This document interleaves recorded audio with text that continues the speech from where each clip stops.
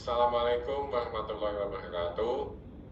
Hey, Harmoni, harmony, excellence, excellence, integrity. integrity.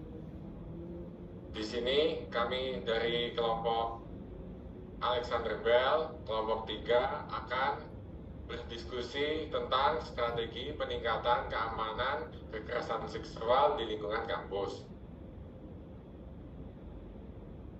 Perkenalkan, nama saya Adrian Nasifillah Draya. Saya Crespo Hamilungan Marbun. Saya Muhammad Ghazali. Dan saya Putu Abraham Melvin Irawan. Strategi peningkatan keamanan kekerasan seksual di lingkungan kampus. Kekerasan seksual di lingkungan kampus merupakan isu serius yang perlu ditangani dengan serius. Kampus seharusnya menjadi tempat aman bagi mahasiswa untuk belajar dan berkembang. Namun sayangnya masih banyak kasus kekerasan seksual yang terjadi. Memahami kekerasan seksual di lingkungan kampus. Kekerasan seksual dapat terjadi dalam berbagai bentuk, seperti pelecehan seksual, penyerangan seksual, dan pemerkosaan. Penting untuk memahami jenis-jenis kekerasan seksual dan faktor-faktor yang dapat memicu terjadinya kekerasan seksual. Bentuk kekerasan seksual. Beberapa bentuk kekerasan seksual antara lain pelecehan seksual, penyerangan seksual, dan pemerkosaan. Faktor penyebab. Faktor-faktor yang dapat memicu kekerasan seksual dapat meliputi budaya patriarki, minimnya pendidikan seksual, dan kurangnya kesadaran akan hak asasi manusia. Dampak kekerasan seksual terhadap mahasiswa atau mahasiswi di lingkungan kampus.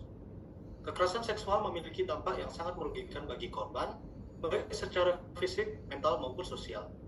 Dampak tersebut dapat mengganggu kehidupan akademis dan personal korban. Yang pertama, dampak fisiknya, yakni kekerasan seksual dapat menyebabkan cedera fisik, infeksi, dan penyakit menular seksual.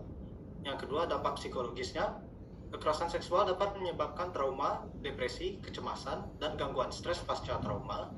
Yang ketiga, dampak sosial, yakni kekerasan seksual dapat menghambat prestasi akademis, mengisolasi korban dari lingkungan sosial, dan menyebabkan stigma.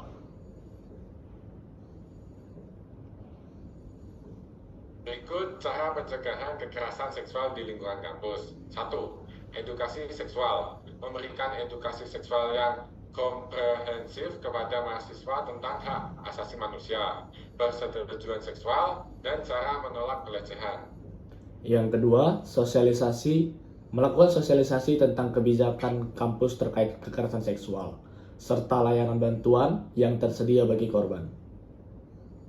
Yang ketiga, penegakan aturan. Menerapkan aturan yang tegas dan konsisten terkait kekerasan seksual, serta memberikan sanksi yang berat bagi pelaku. 4. Pelaku kekerasan seksual. Membentuk tim tanggap darurat kekerasan seksual yang siap membantu korban dan menangani kasus kekerasan seksual.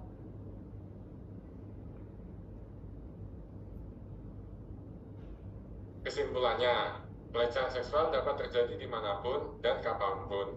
Maka dari itu, kita sebagai generasi penerus bangsa harus mengadakan sosialisasi untuk mencegah maraknya kekerasan pelecehan seksual di lingkungan kampus. Sekian, terima kasih. Diskusi kami selesai.